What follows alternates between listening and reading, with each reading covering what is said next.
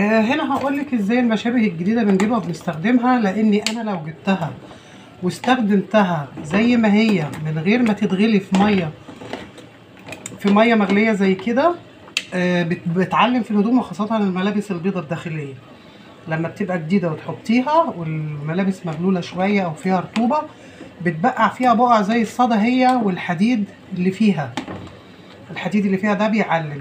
لما انا بغليها دي، يعني امي الله يرحمها كانت بتعمل كده، رحمه الله على امهاتنا جميعا، كانت بتغليها وبعد كده بصفي ميتها وبشطفها وبنشرها، اشبكها في حبل الغسيل واسيبها لحد لما تنشف، وبعد كده استخدمها.